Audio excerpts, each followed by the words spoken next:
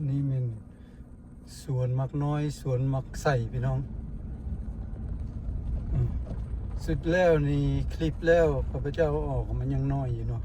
อาจจะปลูกได้2-3 ทิศตอนนี้เครือมันขึ้นสุดมาถึงละเครือทั้งข้างมันก็แตกออกนี่แต่พี่น้องได้เบิ่งได้ชมนำกันพอประมาณเดี๋ยวจังน้อยสิไปถ่ายใกล้ๆให้เบิ่งเนาะว่ามันมีดอกหลายปานใดมันเป็นมากหลายปานใดแล้วเนาะมันผมเป็นดอกตัวส่วนหลายเพิ่นว่าถ้ามันเป็นมากเพิ่นก็เด็ดทิ่มผมมากทำอิฐมันบ่งามก็เด็ดมากมันทิ่มเด็ดใบกกมันทิ่ม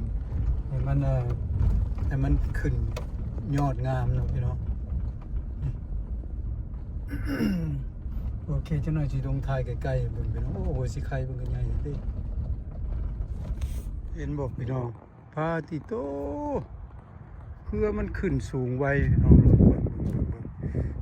คลิปแล้วนี่คือประมาณ4 ทิศเนาะ4 ทิศก่อนเนาะอันนี้เป็นโรงเรียนสุดแล้วมันถ่ายเบิ่งเป็นโรงเรียนตัวนี้นี่คือมันขึ้นไวขนาด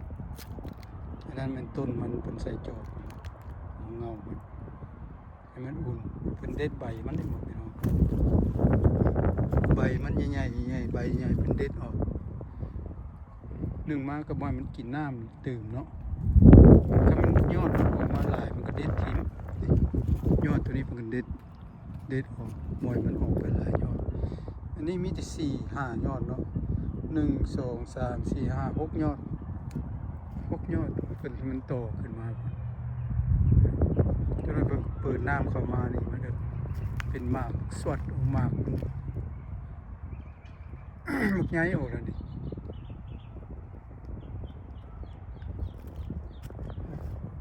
มาเบิ่งตัวมันเป็นดอกเลยพี่น้องอันนี้เป็นหมักน้อยเลยพี่น้องเด้อนี่เห็นบ่มันเป็นหมากแล้วนี่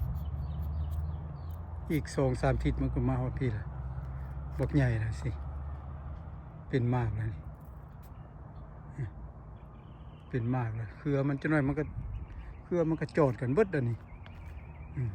ก็จะมาถ่ายพี่น้องเบิ่งอีกเท่านึงเด้อเดี๋ยวจะน้อยสิไปถ่ายสวนมักไส้ให้เบิ่งพี่น้องสวนมักไส้อยู่พูนทางฝากเบิ่งกันเบื้องขวามือนี่สวนมักไส้พี่น้องแล้วกับสวนมักน้อยนี่มีภาคเบื้องนั่นอีกมี2 ภาคเนาะสวนมักน้อยอันนี้มันตายพี่น้องนี่ตัวมันตายมันก็โรคทิ่มเนาะมันบกขึ้นแล้วนี่มันก็ตายบางเทื่อมันก็เอามาปลูกใส่ใหม่มันขึ้นมาหลายเลยเริ่มเป็นดอกเป็นหมากเลยนี่พี่น้องบอกเป็นหมากน้อยเป็นหมากน้อย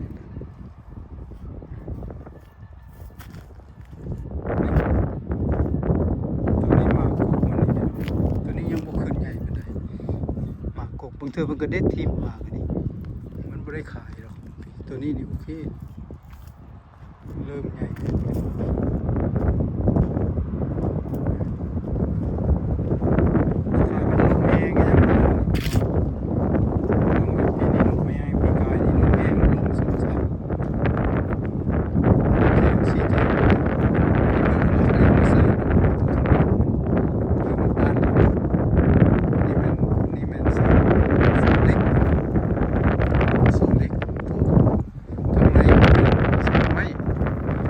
ใส่เสาเล็กดีกว่าให้มันแน่นมันต้านลมอยู่ข้างนอกเป็นดอกเป็นหมากเริ่มเป็นหมากอีก2 ทิศผมจะมาถ่ายให้เบิ่งอีกให้พี่น้องได้เบิ่งได้ชมอีกว่ามันเป็นหมากหลายสำหรับเนาะอันนี้จากคลิปแล้วมาหาคลิปนี่ก็ประมาณ3 ทิศเลยเนาะประมาณ3 ทิศอันนี้เป็นสวนมักไส้พี่น้องยาวเยียดเพิ่นจ้างคนเอาเครือขึ้นนี่ก็คู่1 4-5 ดอนเพิ่นได้บ่แม่นว่าถึกได้มันจะคู่เห็นว่าหลายๆคู่อันนี้มันมักไส้เฮาไปกินกับร้อยกับก้อยกับลาบขมๆนี่ มักใส่ก็เครือขึ้นฮอดทงสุดแล้วจังได๋มันก็ลามบอกพี่น้องมันก็เพิ่นก็แบ่งออกแยกออกมันก็ลามออกไปทางซ้ายทางขวานี่เป็นมากเลยเด้นี่พี่น้องเบิ่งให้เบิ่งใกล้ๆนี่มันเริ่มเป็นมากเลยเด้นี่อีก2ทิศพี่น้องอีก2ทิศกับเจ้าสิมาถ่ายเบิ่งว่ามันสิใหญ่ซำใดเด้อติดตามเด้อพี่น้องเด้อติดตามเบิ่งเด้ออันนี้เป็นสวนเพิ่นเฮ็ดอยู่เมืองเฟสโนพี่น้องสวนมักใส่สวนมักน้อยสวนมาหลายแนวแหละพี่น้องเอาแต่ผู้ถนัดเฮ็ดได้ใดเพิ่นก็เฮ็ดเนาะได้ใดมันได้เงินได้ใดมันขายได้ดีฮอดยามฮอดซีซั่นมันขายนี่เป็นบากหลายๆตัวนี้ก็หลายพี่น้องแม่นเบิดอันนี้มากมันนี่เป็นมากเป็นดอกนี่ฝากนั้นเป็นมากบากได้หลายไอ้เบิ่งพอประมาณพี่น้องเอ้ยอุดมสมบูรณ์แท้ๆนี่แม่นอยู่เมืองเฟสโนเพิ่นเฮ็ดฟาร์มพี่น้องฟาร์มสวนอยู่เมืองเฟสโนเป็นอย่างนี้แหละเฮ็ดแน่นหนาใส่เสาท่านบ่ได้ลมมาแฮงมันล่มพี่น้องมันล่มก็เสียหายเบิดละนี่มันลมแฮงอียอดฮักเลยเด้นี่ลมพัดแหงโพดบางเถื่อยอดมันหักเป็นเล็กนี่มากมันนี่บอกพี่น้องมักใส่ซ้ำมาสิกินที่ซื้อนี่โอ้ยบ่ได้ซื้อหรอกพี่น้องเลยมีน้องเห็ดสวนเห็ดให้เห็นบ่มักใส่นี่ซ้ำนิ้วมือได้นี่งามเลยอีกทิศ2 ทิศมาถ่ายเบิ่งพี่น้องติดตามด้วยพี่น้องเด้อเบิ่งนอสมน้ำกันอุดมสมบูรณ์เมืองเฟสโนในบ้านพญาหาวอยู่ใกล้เดินยนต์พี่น้องเนี่ยเดินยนต์เมืองเฟสโนนี่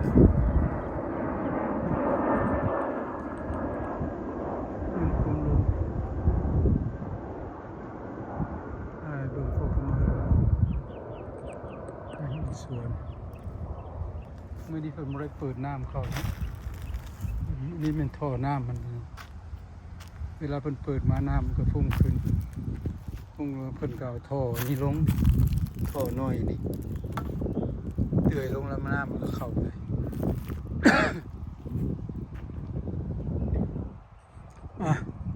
พอประมาณพี่น้องเขาบอกกดแก่ท้ายเพิ่นวิธีเพิ่นเอาเครือขึ้นเนาะพี่น้องอันนี้เป็นต้นพักมักใส่เพิ่นเอาเครือมันเกี่ยวขึ้นเนาะหักตัวต้องได้เห็ดระวังได้บ่ให้ยอดมันหักเนาะแม่นบ่ล่ะซะหักกระเด็ดทิ่มกับมันป่งใหม่เนาะนี่วิธีเพิ่นเอาลามขึ้นมาพี่น้องนี่เพิ่นเอาลามขึ้นมาทางซ้ายทางขวาก็มันหลายๆมันก็เด็ดทิ่มเนาะ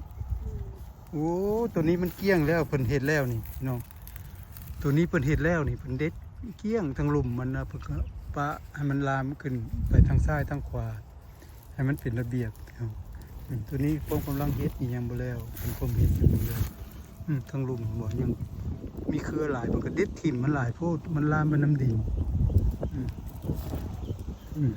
นี่ใบมันหลายก็เด็ดถิ่มใบแก่มันเนาะมันลามไปถูกที่มันหลายเครือหลายมันก็ถิ่มตัวใดมันงามมันก็เอาลามขึ้นมาน้ำมองนี่ค่อยก็เดียวว่ามันขึ้นมาเองฉันเนาะก็เห็นอยู่พุ่นคืองามแท้อันนี้มันคือขึ้นเองแท้แม่นจับมันขึ้นเนาะนี่เห็นบ่เป็นจับมันขึ้นพี่น้องนี่จับมันขึ้นแต่ละต้นไปคันสมมุติว่ามาจ้างเฮ็ดนี่ครับเพิ่นเฮ็ดคู่นึงเท่าไหร่นี่เพิ่นจ้างคู่นึงนี่หว่าค่อยก็บ่ฮู้อันเว้ากันมันว่า15 ดอลแล้วมันเฮ็ดบ่ได้กัน15น่ะมันคู่ยาวโพดแล้วโอ้15 ดอลเนาะแล้วข้อเพิ่นสาวเนาะเพิ่นว่าโอเคโอ้ก็ได้ดีเด้เนาะคู่20 ดอลเลยพี่น้องเด้อ20 ดอลก็ยังบ่สมแม่มันบ่แม่นธรรมดาเลยมันแต่ละต้นนี่มันหลายแล้วก็มาเฮ็ดซื่อดีเด้อใหญ่เฮือนกันนี่เป็นเห็ดตัวใหม่ตัวนี้ยังบ่ทันเห็ดพี่น้องเพิ่นก็มาเห็ดขึ้น ให้มันขึ้นไปถึงพุ่น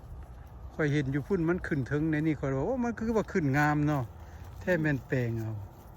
นี่เพิ่นก็มาแปลงมาเด็ดอืมเด็ดแล้วก็เกี่ยวขึ้นให้มันเป็นระเบียบนี่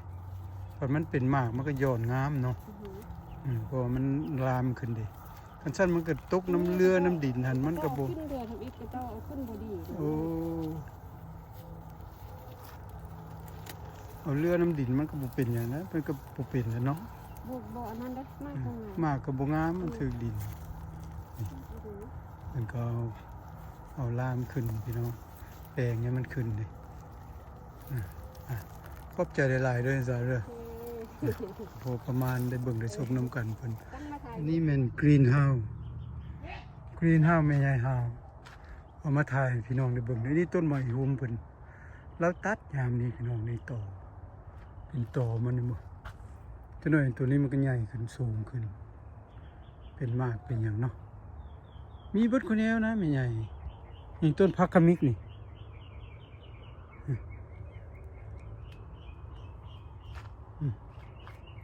อันนี้ต้นมะม่วงพี่น้องปฏิโทต้นมะม่วงนี่เบ็ดคนแล้วนะนี่ต้นพักขี้เล็กนี่พี่น้องนี่งามงามใบมันพักขี้เล็กเอ้ยไม่ใหญ่พักอีเลิศพี่น้องนี่ตัวนี้เป็นพักอีเลิศแท้เลยใส่เกงหอยคักปะยังใครอยากได้มาเอาน้ำบานพ่อใหญ่ห้าวนี่พักอีเลิศนี่ต้นหมกเพชรเพิ่นพี่น้องต้นหมกเพชรเพิ่นก็มางามงามมีเบิดคนแนวของแม่ใหญ่อันนี้แม่นอย่างพวกพี่น้องว่าไผฮู้จักบ่อันนี้นี่แม่นอย่างอันนี้เป็นยานางพี่น้องนี่เรามาปลูกใส่นี่มันเป็นเครือขึ้นมานี่เครือยานางน่ะนี่เป็นใบนี่แม่นเบิดอันใส่แกงหน่อไม้ยานางสดๆเลยนี่แล้วก็กล้าออกเห็ดเป็นใส่กระเปาะน้อยไปขายเบียร์มันนี่บ่นี่ต้นยานางอันนี้เป็นใบขิงพี่น้องใบขิงพร้อมขึ้น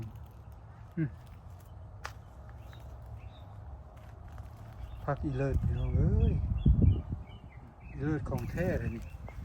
อีเลิศบ้านเฮาแท้เลยนี่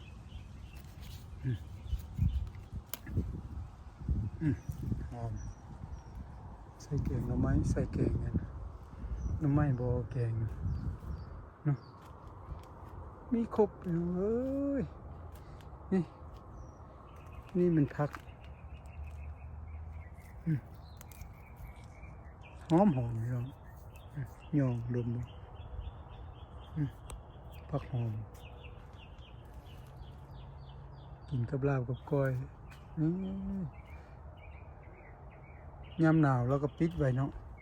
ยามร้อนก็เปิดขึ้นมันก็ซื่นอยู่นี่นะเป็นต้น